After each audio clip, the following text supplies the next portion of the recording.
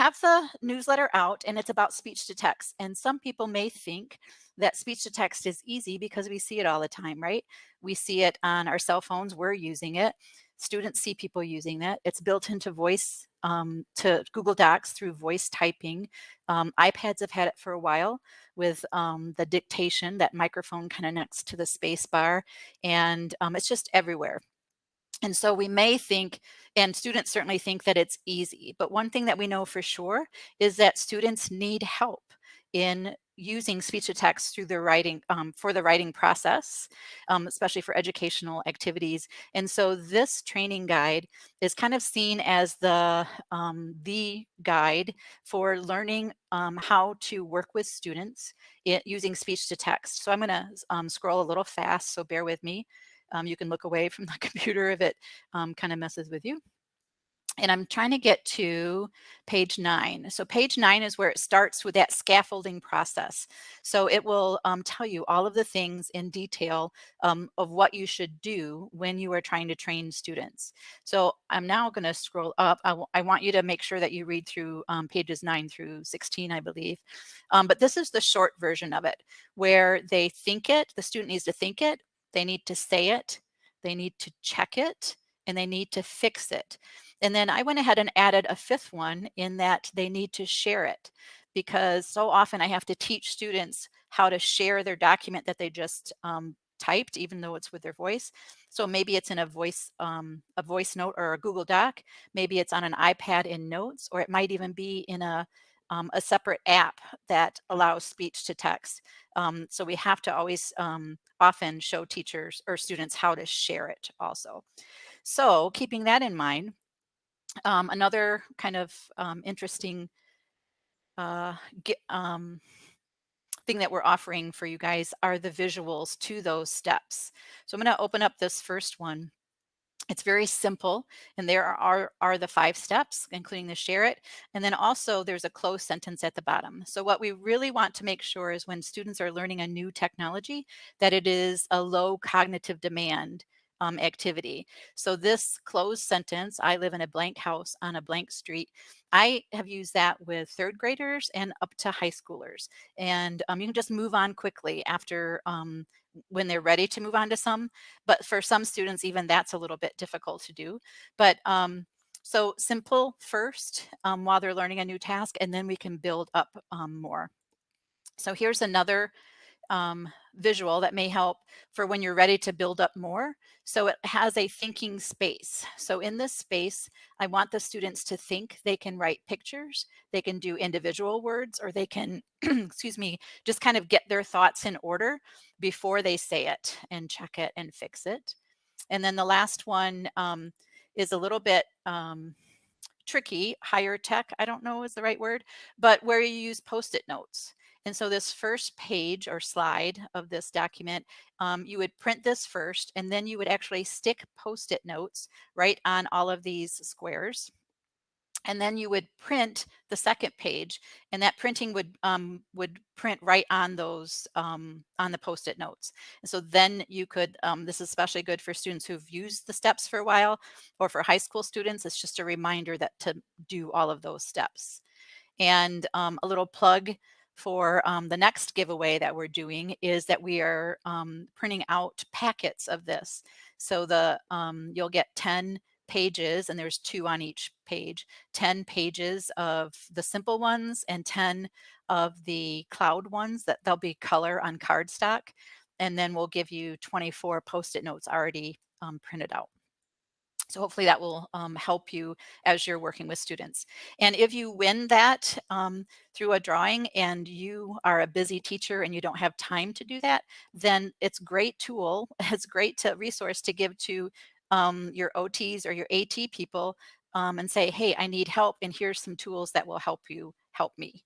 And so always be thinking when you have a giveaway who you can give it to if it's not something that you can use. Another kind of awesome document in here that will help with students, and again, moving them along the process of writing with their voice, is this template. It will work on iPads as well as Chromebooks and Mac and laptops and computers and everything. So it's a document where students can actually practice speech to text. And I'm going to pause for a moment because somebody wants in. So let me just stop sharing for a second here. And Just while Gail's doing that, I just want to share about those sticky notes. please. You do want to put those into like a personal copy machine, like a desk jet or an inkjet. So it's not going to work in your big school copiers. Right, you'll jam it and the secretary will not be happy. We don't want that. No, we don't. Okay, gonna let in one more person. Hey Beth, thanks for joining. I'm going to present again. And so again, we're in this document that has tons of templates for students to practice speech to text. So I'm going to show you what it looks like on in the Chrome browser, like in Google Docs. So I put my cursor where I want it to be. I go into Tools and open up Voice Typing, and I click on this microphone to get it to start going. So first I'm going to think about it. What do you think will happen next? I think the elephant will walk into the museum and out the door, period.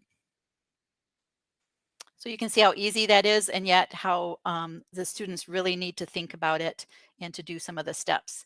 So scrolling down, these are websites that have more pictures for writing prompts. There's graphic organizers. I know I'm going fast, but I want you guys to spend your own time on looking at some of these. And then lastly, I kind of like this. It tells you that, reminds students that they should use a text reader to make sure the correct words are typed. So we'll talk about text readers a little bit more in just a minute. And they're listening for the flow. Does your text sound like one big sentence? So maybe you need to look for commas and periods. So I'm going to highlight this text right now. And I have a text reader built in called Natural Reader. And so it pops up here. And when I click play,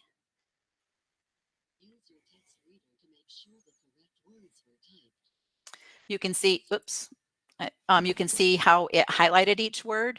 And so one of the things for Fix It, it says follow with your eyes and or your finger so that you can correct the words, meaning you can kind of go back and correct which words. So using a text reader is really important for most students, not just for students who can't read what they've written, but it helps them listen to what they have written to see if it sounds right. And so highly recommend a text reader. And I happen to have that here in this section, this natural reader. This is a link to download it if you're on a Chromebook. And this is directions on how to turn on speak selection in iPads because that's built in. It's very similar to natural reader where it will read text out loud. Gail, can you scroll down just a little bit? Because on our screen, Oh, thank you. yes. How's now? Good? A little bit further. Yep. There I you can't. go. Okay. And can you see the very bottom where it says Chromebook tips or not? Yes. Okay. Yes. Okay, perfect. Thank you guys for letting me know. So another thing we want you to look at is this video. It's I think 11-minute video, and we had a fourth grader named Delilah from Wayland, and she helped us with these training steps. And so you'll be able to see me work through all of the steps with her, and she's using an iPad, and we're wearing masks, and we didn't have microphones. So I don't want people to think that you have to have a whole setup to do speech to text. You just don't. And then lastly, in this section is some tips for successful speech to text. So you have two different formats for this. You can watch a 15-minute video where basically it's me talking through the PDF version, or you can just jump right to the PDF version and read that. So, and there's live links in there. So whatever you feel comfortable doing. How soon should students start using speech to text? I hear that often, or I want people to be thinking about that often because it's certainly easier the younger they are than as opposed to being older. But most OTs can tell by third or fourth grade if a student is going to be a handwriter or not. So in my opinion, I like to work with kids in third or fourth grade. And it doesn't mean that I'm giving up that they'll never be a handwriter. What it means is we are giving them support so that they don't lose the love of handwriting or of writing, period, that they lose out on certain skills in the classroom because they're not writing at all. So really the sooner the better, and just keep moving along with the student as they are successful. So this last one here is on Chromebook tips. Um, there is what I get frustrated is that I don't have a Chromebook to work with, but most of my students that I work with have a Chromebook.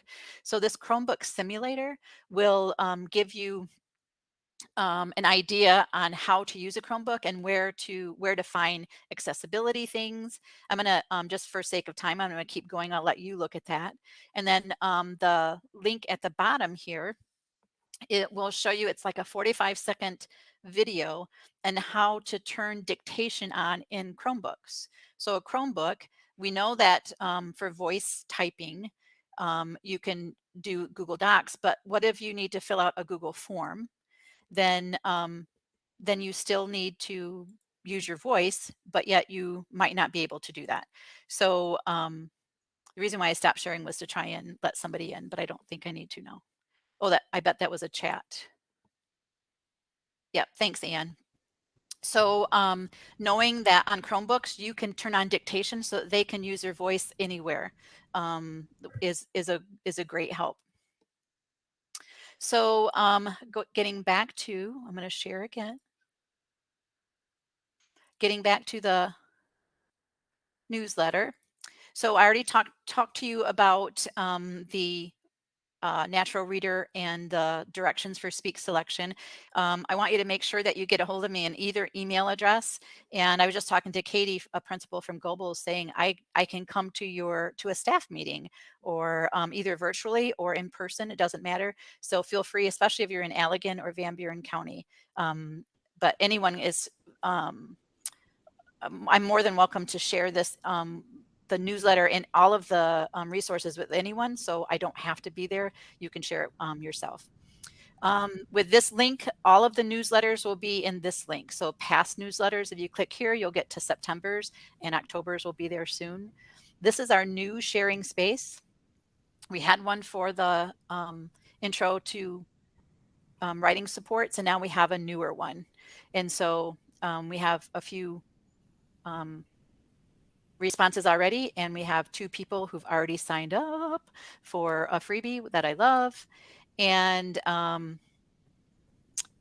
the checklist assignment, let me go through this quickly. It's important. So in order to earn sketchies, of course, you put in your identifying information. But we also want you to read or go through at least 2 of the 3 resources that were in that first chunk. So the speech recognition training guide, the Delilah's training video on how we are going through the steps on an iPad, or the tips for successful speech training. I have links for there. So you need to go through at least 2 of those 3. I want you to go to the sharing space and do stuff there. And then think about how speech to text would be used in your classroom. If you have students, like what type of students, what type of assignments would be good.